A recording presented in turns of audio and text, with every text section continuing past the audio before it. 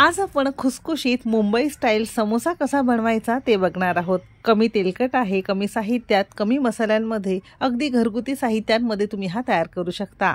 तर रेसिपी नेहमीप्रमाणे भरपूर टिप्ससह तुमच्यासोबत मी शेअर केलेली आहे, म्हणून ती अगदी शेवटपर्यंत नक्की बघा। सगळ्यांना एक निवेदन आहे, तुम्हाला जर माझ्या रेसिपीज बघायला आवडत असतील तर कुकिंग तिकीट मराठी चॅनेलला सबस्क्राइब करा आणि बाजूची बेल घंटा नक्की क्लिक करा। रेसिपीला सुरुवात करूया। मुंबई स्टाईल खुसखुशी समोशाची पारी होण्यासाठी सगळ्यात पहिल्यांदा आपण इथे एक पीठ भिजवून घेणार आहोत। त्यासाठी मेजरिंग कपने 2 कप आणि 300 ग्राम प्रमाणात इथे आपण मैदा घेतलेला आहे। आता 300 ग्राम मैदा असेल तर त्याला भाजी किती बनवायची ते सुद्धा पुढे व्हिडिओमध्ये सांगितलेलं आहे आणि इतक्या प्रमाणात तुमचे किती समोसे तयार होतात ते सुद्धा व्हिडिओमध्ये सांगितलेलं आहे, म्हणून व्हिडिओ शेवटपर्यंत बघा। मैद्याऐवजी गव्हाचे पीठ तुम्ही इथे वापरू शकता। बनवण्याची पद्धत सेमच आहे। अगदी पाव चमचा ओवा घेतलेला आहे, अर्धा चमचा किंवा चवीपुरतं मीठ घेतलेलं आहे। एकदम खुसखुशीत पारी होण्यासाठी चमचाने बरोबर 2 चमचे आपण इथे साजूक तूप घेतलेलं आहे। साजूक तुपाऐवजी जर तुम्ही तेल घेत असाल तर साधारणतः 4 चमचे तुम्हाला इथे साधं तेल वापरायचं आहे।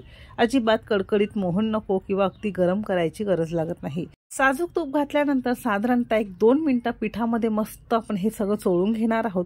असं केलं की पिठाच्या प्रत्येक कणाला साजूक तूप चांगलं लागलं जातं आणि तुमची पारी मस्त खुसखुशी तयार होते। आता सेम कपने अर्धा कप साधं पाणी घेतलेलं आहे। लागेल तसं थोडं थोडं पाणी घालायचंय आणि पुरीचं पीठ कसं आपण थोडं घट्ट मळतो अगदी तसंच आपल्याला हे पीठ मळून घ्यायचं आहे। जितकं तुमचं पीठ घट्ट असेल तितकी तुमची पारी किंवा समोसा कमी तेलकट होईल, कमी तेल शोषून घेईल, म्हणून लक्षात असू द्या हे पिठाचा गोळा चांगला घट्ट आपल्याला मळून घेणं गरजेचं आहे। आणि इतकं पीठ मळायला बरोबर अर्धा कप आपल्याला इथे साधं पाणी लागलेलं आहे आणि असा हा पिठाचा गोळा थोडा खाली काढून व्यवस्थित मळून घेतलेला आहे। असा गोळा करायचा, याला झाकण लावून साधारणतः 10 मिनिटांसाठी आपण ठेवून देणार आहोत। पीठ भिजते तोवर इथे बटाट्याचं मस्त चटपटी स्टफिंग कसं बनवायचं किंवा बटाट्याची भाजी कशी बनवायची ते बघणार आहोत। त्यासाठी बरोबर 7 मध्यम आकाराचे आणि वजनी म्हणाल तर साधारणतः अर्धा किलो प्रमाणात उकडून सालं काढून बटाटे घेतलेले आहेत। बटाटे उकडल्यानंतर थोडे थंड करून घ्यायचे आणि नंतर याची सालं काढून आपल्याला यामध्ये वापरायचं आहे, म्हणजे त्यामध्ये पाण्याचा अंश कमी असतो। आणि मोठ्या मोठ्या तुकड्यांमध्ये हाताने हा बटाटा आपण कुस्करून किंवा चुरून घेतलेला आहे। समोसा मस्त चटपटीत छान चवीचा होण्यासाठी इथे आपण मिक्सरच्या भांड्यामध्ये 5-6 हिरव्या मिरच्यांचे तुकडे घेतलेले आहेत। आवडीप्रमाणे कमी अधिक करू शकता। 8 ते 10 लसणाच्या पाकळ्या घेतलेल्या आहेत, लहान असेल तर थोडे जास्त घेऊ शकता। 2-2.5 इंच आल्याचे तुकडे घेतलेले आहेत। 1 चमचा धने, अर्धा चमचा साधं जिरं घेतलेलं आहे। अजिबात भाजायची गरज लागत नाही, साधं वापरलं तरी सुद्धा चालू शकेल।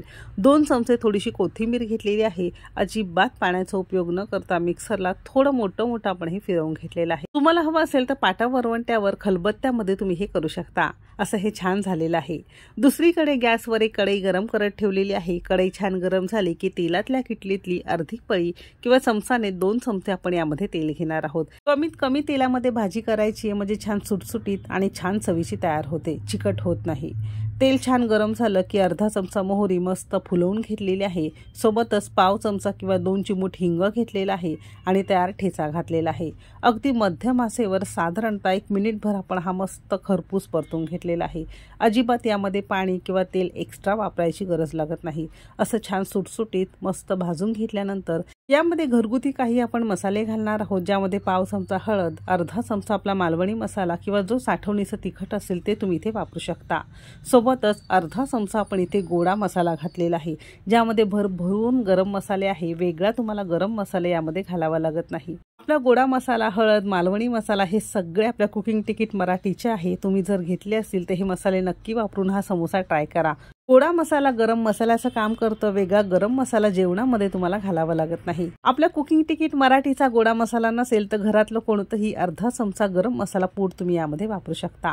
2 मिनिटं छान परतून घेतल्यानंतर यामध्ये एक 50 ग्राम प्रमाणात फ्रोझन मटार घातलेला आहे। तुम्ही ताजा मटार किंवा भिजवलेला मटार थोडासा वाफवून यामध्ये वापरू शकता। भाजीला पुरेल इतकं चवीपुरतं किंवा अर्धा चमचा मीठ घातलेला आहे।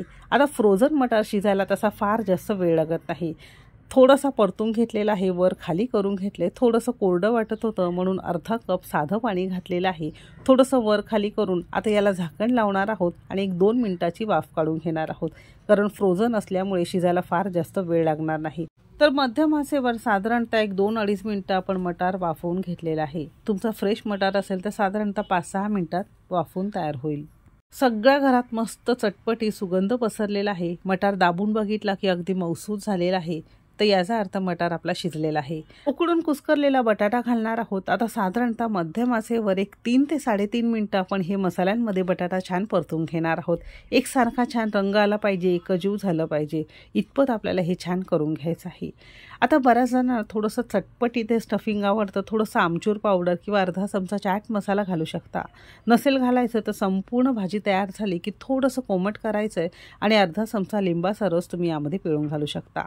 पण ज्यांना आंबट चालत नाही तर न घालता सुद्धा माझ्याप्रमाणे तयार करू शकता।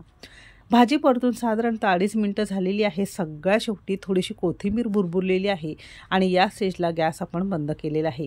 तर बघू शकता अजिबात चिकट भाजी तुम्हाला इथे कुठे दिसत नसेल, एकदम सुटसुटीत कमी तेलकट आणि मस्त भाजी आपली तयार झाली आहे। गॅस बंद करायचा आणि एका ताटावर ही भाजी काढून घेतलेली आहे। पीठ भिजून साधारणतः एक 8-10 मिनिटं झालेली आहे। पीठ बघू शकता भिजल्यानंतर असं चांगलं सैलसर होतं आणि मस्त मऊसूत एकसारखं एकसंध हे पीठ आपलं तयार झालेलं आहे। जर मैद्याऐवजी गव्हाचं पीठ घेत आहे तरी असंच भिजवायचं, असंच थोडंसं मळून घ्यायचं आहे आणि नंतर याचे आपण गोळे करून घेणार आहोत।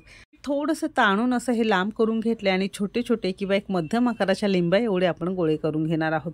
जसं पुऱ्यांना करतो अगदी सेम पद्धतीने एक गोळा घ्यायचा आहे, हातावर छान चोळून चोळून याचा असा मस्त घट्ट गोळा बांधलेला आहे, असा गोळा घ्यायचा आहे। आता याला तेल किंवा पीठ लावण्याची अजिबात गरज लागत नाही, कारण पुरेसं पीठ घट्ट आहे।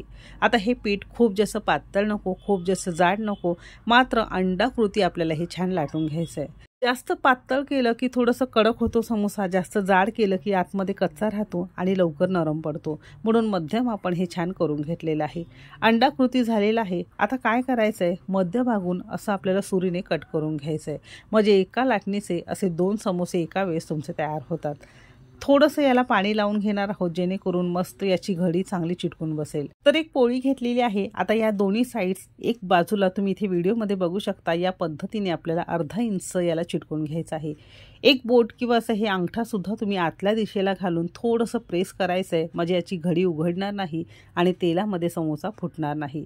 तर तुम्ही इथे बघू शकता असा हा त्रिकोणी किंवा कोनाच्या प्रमाणे असं आपण करून घेतलंय। आवडीप्रमाणे कमी जास्त जशी भाजी लागत असेल तशी तुम्हाला भाजी थोडीशी दाबून आतमध्ये भरून घ्यायची आहे आणि वरच्या दिशेला थोडंसं हवं असेल तर पाणी लावून घेऊ शकता आणि छान हाताने दाबून दाबून आपण ही बाजू बंद करून घेतली आहे आणि वरची टोकाची जी बाजू असते ना ती छान वरच्या दिशेला करून जसं समोसा असतो ते हाताने आकार देत आपल्याला हे करून घ्यायचं आहे। आता दुकानांमध्ये मोठमोठ्या कढया असतात म्हणून ते मोठमोठ्या आकाराचे समोसे बनवतात, आपण घरामध्ये करतो छोट्या कढया असतात, कमी तेलामध्ये तुम्हाला हे समोसे तळता यावेत म्हणून छोटे छोटे शक्यतो आपल्याला इथे समोसे करून घ्यायचे आहे आणि अगदी सेम पद्धतीने उरलेले सुद्धा आपण समोसे करून घेणार आहोत।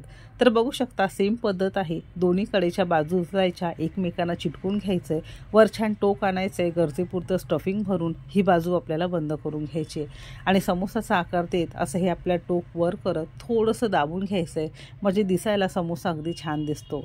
या पद्धतीने उरलेले सगळे समोसे आपण करून घेणार आहोत। 300 ग्राम मैदा होता किंवा तुम्ही गव्हाचं पीठ घेत असाल तर त्याला बरोबर अर्धा किलो तुम्हाला इथे बटाटा घ्यायचा असेल, म्हणजे याचं प्रमाण अगदी परफेक्ट आहे। या प्रमाणात साधारणतः 20 ते 22 मध्यम आकाराचे समोसे तयार होतात।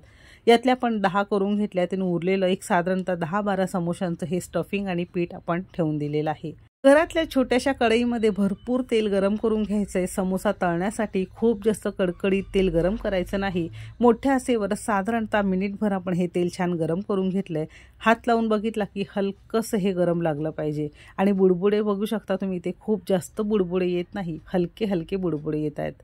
असे हे समोसे एका वेळेस एक 4 ते 5 आपण घातलेले आहे आणि मध्यम आचेवर साधारणतः एक 3 ते 4 मिनिटे एका बाजूने आपण हे करून घेणार आहोत। जर समोसा तुम्हाला इथं मुंबई स्टाईल खस्ता खुसखुशीत करायचा असेल तर गॅस आपल्याला मध्यमच ठेवायचा आहे। मध्यम आचेवर साधारणतः एक 4 मिनिटं आपण करून घेतलंय। आता याची बाजू आपण उलटून घेणार आहोत आणि दुसऱ्या बाजूने सुद्धा मध्यम आचेवर साधारणतः एक 4-5 मिनिटं, म्हणजे 8 ते 10 मिनिटं मध्यम आचेवर लाईट गोल्डन रंगावर आपण हे समोसे तळून घेणार आहोत, म्हणजे अगदी आतपर्यंत चांगले शिजले जातील आणि रंगही छान येतो आणि अगदी खुसखुशीत खाण्यासाठी समोसे तयार होतील।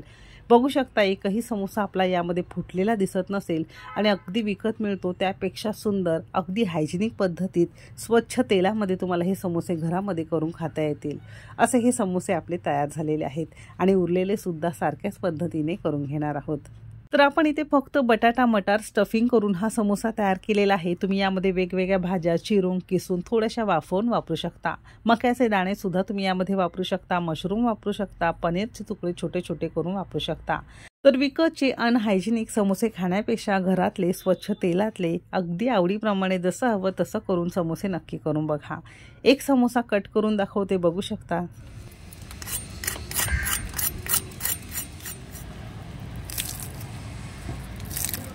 बाहेरून एकदम खुसखुशीत कुरकुरीत कमी तेलकट मुंबई स्टाईल खस्ता आलू समोसा तयार झालेला आहे। नक्की करून बघा आणि कसं झाले कमेंट करून नक्की सांगा। 100% शुद्ध ऑर्गॅनिक डंकावर कुटलेले आपले कुकिंग तिकीट मराठीचे मसाले तुम्हाला घर बसल्या ऑर्डर करायचे असतील तर डिस्क्रिप्शनमध्ये माझा व्हॉट्सॲप नंबर दिलेला आहे, नक्की मेसेज करा। चला तर मग भेटू एक मस्त आणि जबरदस्त रेसिपी सोबत। तोपर्यंत मस्त खा आणि स्वस्त रहा।